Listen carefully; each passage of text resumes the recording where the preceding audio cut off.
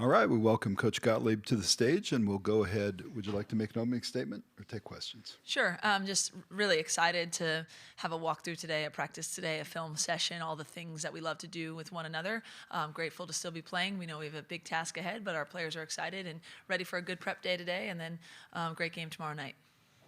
Questions for Coach Gottlieb?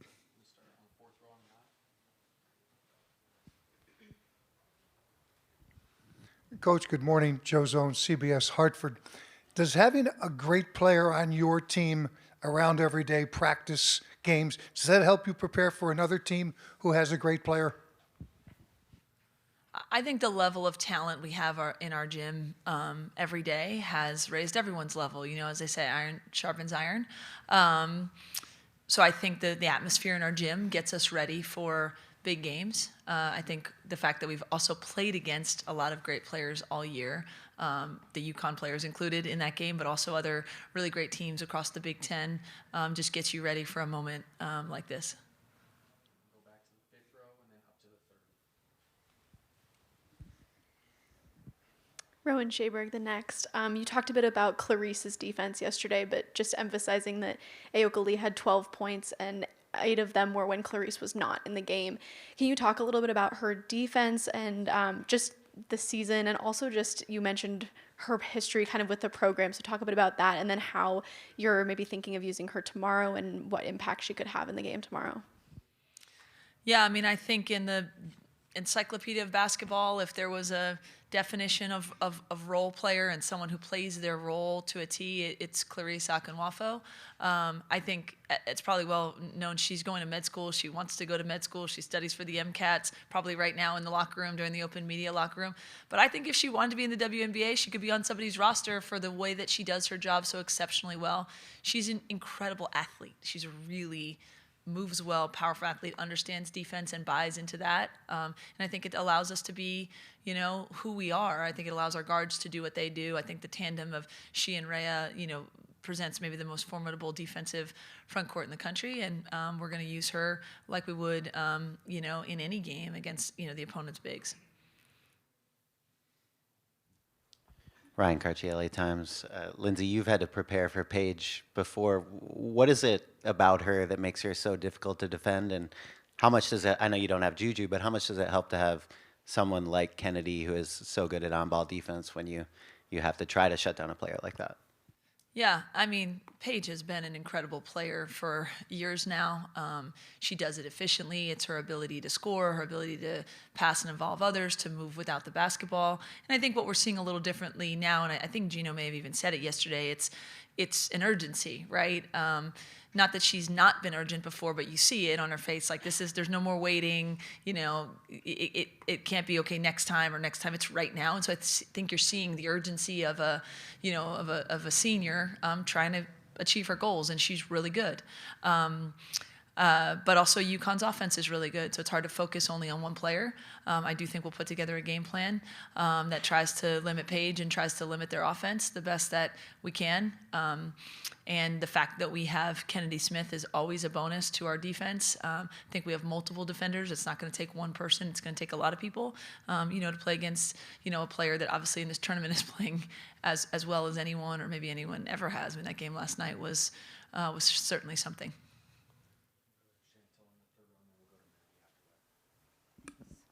Morning, Lindsay. Chantel Jennings with The Athletic. You've coached a lot of different rosters, but this one's unique with sort of the veteran leadership you have, the star power of JuJu, and then 7 freshmen. Avery and Kennedy were up here yesterday, like giddy and delightful. I'm curious how coaching this group of players specifically has either changed or challenged you as a coach this season? I mean, this has been an incredibly rewarding season in a lot of ways. And not the least of which is presented new challenges. I think the new challenges started with the raised expectations and the raised standards. And again, those are problems I think every coach in America would want.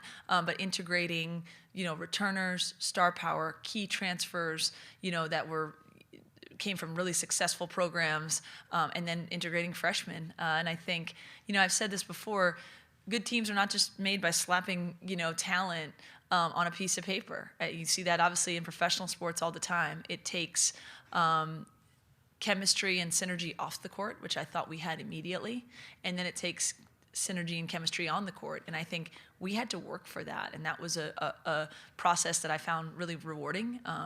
And we're still evolving now, obviously, when you take JuJu out of the mix and how do we get the best out of these players. But I think it has been really fun. It has been really different than any other year that I've had. And it's been challenging in a good way. And I think I said all year that our growth trajectory should maybe be steeper than any other of the top teams because we have all this newness. And I think our players really bought into that, and I think we've come a long way, and that's something that we're proud of. Hi, Maddie Kenny with the New York Post. When you guys played USC or UConn earlier this year, Kiki had a really good game, and last night she was talking about just how hard it is now that she's the focal point of a lot of defenses without JuJu, that she's going to be seeing more double teams and stuff. How are you talking to her, heading into this game, and how important do you think her just like brushing off last night's game and getting locked in for UConn is going to be important just for setting that tone and setting that standard? Yeah, I mean, to tie that in with Chantel's question, we've had to reinvent ourselves, or we've had to grow throughout the course of the year. So I don't think it's something brand new. But I do think, I had a conversation with Kiki last night, pulled some clips. We'll watch again this morning, trying to get her as comfortable as possible with what's coming. People are doing all kinds of different things to try and defend her. But I think our success will come from, 5 players finding the best shot. And we know we have a weapon in Kiki. She's one of the best players in the country. We want to get her to her spots. We want to get her there early and often and keep going to those spots. But at the same time, if they throw 2 and 3 people at her, there's other players on the court that are obviously highly capable, and the ball's got to move to whatever the best shot is. So I think it's continuing to watch film and, as we say, try to give them the answers before the exam, the best that we can, and also just empowering her to do what she does on the court, which sometimes isn't scoutable, her motor and her athleticism. So just trying to get everyone in their best, possible spot to be able to attack the goals in front of us and take what the defense gives us.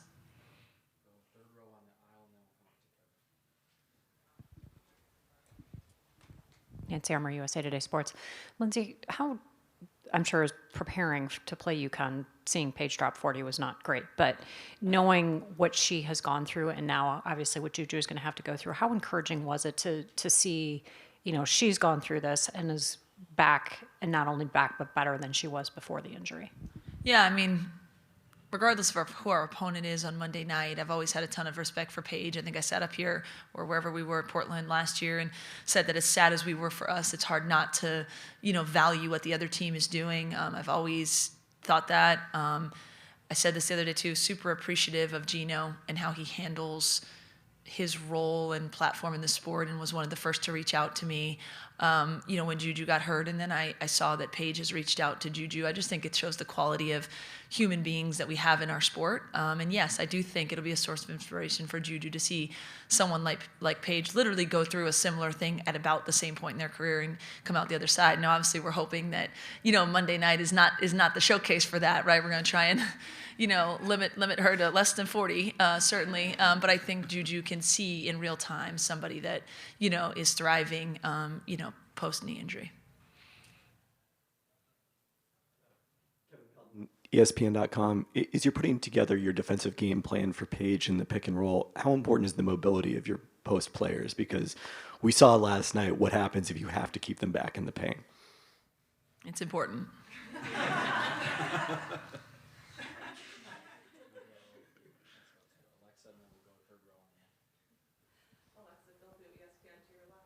Hi, Lindsay. 2 questions, if I could squeeze in one.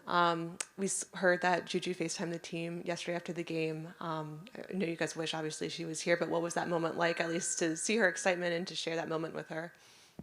Yeah, I mean, it's just, it's hard to put into words, right? Like, we're all just kind of going through this unnavigated or, uncharted territories. And we've said the whole time, it's about the belief and the confidence and the competitive spirit of this group. And at the same time, keeping her with us. And, it was the team, decision and idea to wear the shirts coming out. I didn't even know the Funko Pop was going to be on the bench. And then I saw the clips of that and I'm like, okay, that was crazy and so fun and funny. And that's the best Funko Pop of all time. I mean, have you seen, like, the bun is perfect, the whole thing. But just our team's ability, this is the stuff that's authentic and you can't make it up. I didn't say, hey, let's all FaceTime JuJu now. It feels right? Like, we want to keep her with us in every way that we can. And we know we have to face the 40 minutes kind of without her on the court, so that connectivity is there. And that's not stuff you can fake. It's not stuff you can make up. And, we're just navigating it the best that we know how and leading with our, kind of authentic feelings. And that is just how connected this group is. When you think about the trajectory of this freshman class, I'm sure you could take each of them individually, but what stands out about how they've just been able to mature over the course of the season, inclusive of yesterday? Yeah, I mean, our belief was there with them from the start.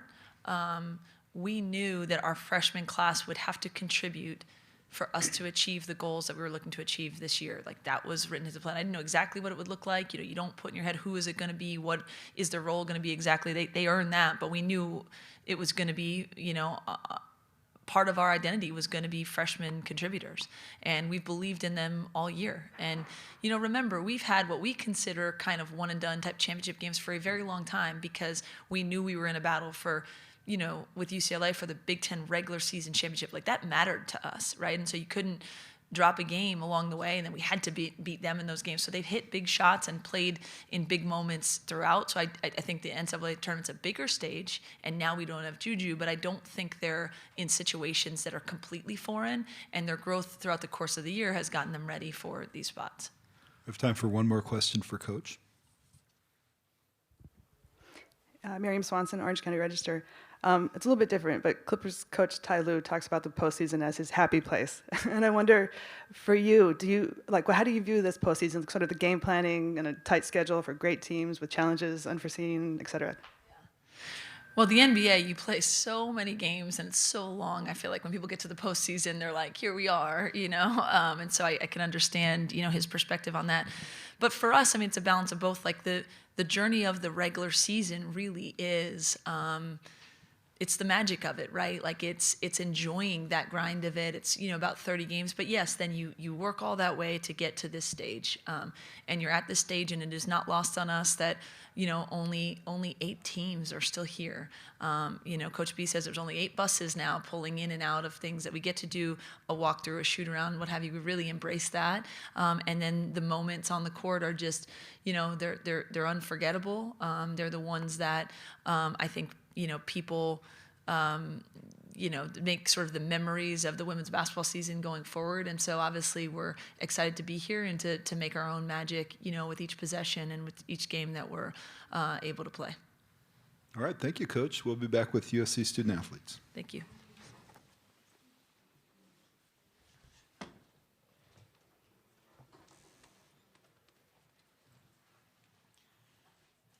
You're more graceful getting in and out of there than Gino is, if that makes you feel any better. Thank you.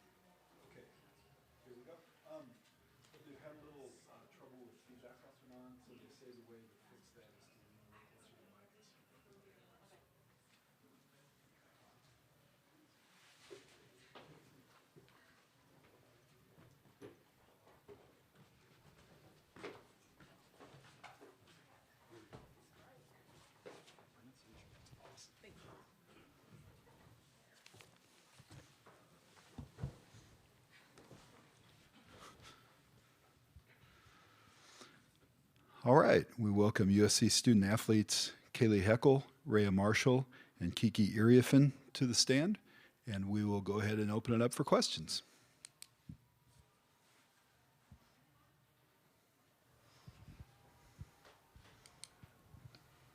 Ryan Cartier, LA Times. For Kiki and Rhea, when was it that Kennedy really first impressed you as a defender? I'd say Kennedy's first day with the team. She's just been tenacious on defense, and I feel like that's something that has really helped our team. And in games when she was out for the season, it really hurt us. So we're happy that, you know, she's back and she's at her A game right now. But I'd say honestly, from the moment that she stepped foot on campus, summer workouts, like she had that intensity and that fire on defense, and I feel like it's just trickled down with everybody else. Yeah, for me, same. Like since the first day, I'm like whenever we're like scrimmaging in practice and I'm not on her team, I know it's serious. And also like she's a competitor. Like she's in your face, she's clapping her hands, so it's nonstop with her. I don't like playing against her.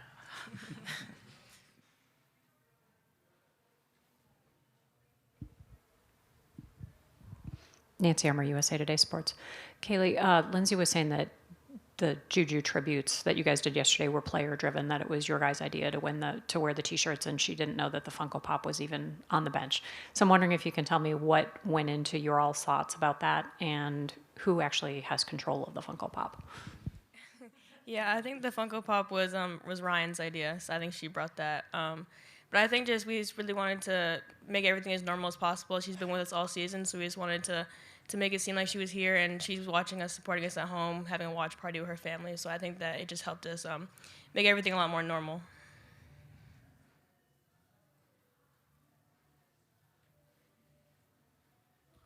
Henry Mode, Daily Trojan. For Kiki, was there anything in particular that they were able to do last night on defense that was bothering you, or do you think it was just one of those nights? Like, are you going to change your approach at all for UConn, just because you guys are kind of still, like, learning on the fly? You've not played without JuJu really at all.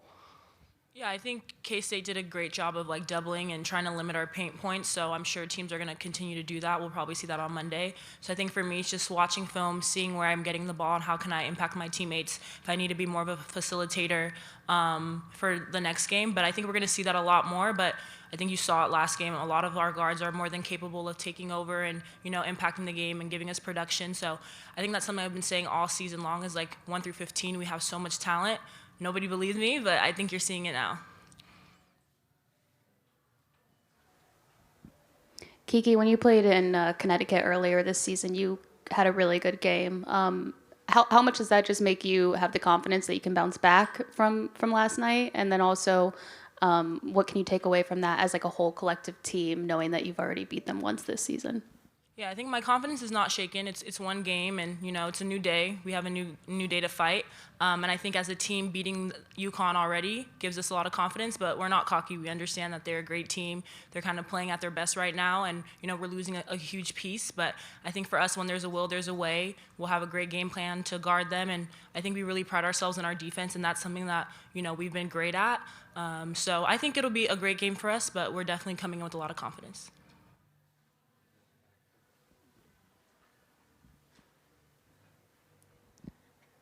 Hi, I'm a bachelorette from Sports Illustrated. Rhea, Lindsay was just in here talking about how important Clarice's role is and how well she plays it. What do you see from her that makes her defense so effective, and what has it meant to you that the two of you have been able to grow here over the last couple of years together?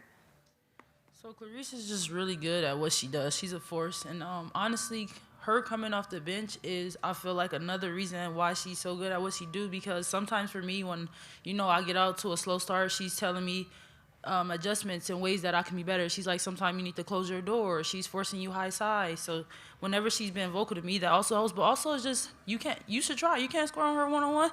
She's strong. Like, she's a force to be reckoned with. So I feel like with being like 6'6", like, you know, opponents know that. So if they're throwing the ball into her, it's a great day for. If they're throwing the ball into their teammate when she's on them, it's a great day for us. So I feel like she's a force to be reckoned with.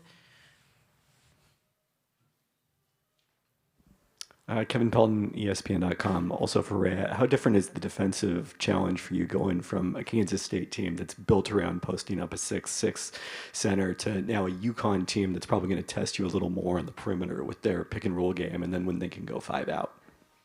Yeah, so that's what March basketball is all about, adjustments. And really for me, that's when I'm like locking in on our game plan and what Coach G is asking of me, like whether I'm, sagging off or I can be a spy and help this teammate do that. So I feel like also the Big Ten has prepared me for games like this. I've played bets and then I've come down. I have teams like Maryland where they're less big, but also just like I'm willing to accept the challenge. It may not be a post-up game, but it may be me a little bit guarding the perimeter.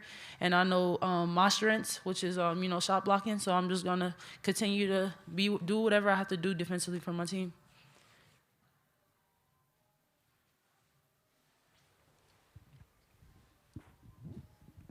Nancy Armour, USA Today Sports. Raya, this is the third time in basically a year that you've played UConn, but the teams are so different because of injuries. How tough is it to prepare? I mean, you know them, but you don't know them because of the different makeups of the teams. I feel like when we don't, also we have advantage too when you think about it. They haven't really played us without JuJu, but also I feel like it's March. Throw the game plan away and really compete, and that's what we're here to do.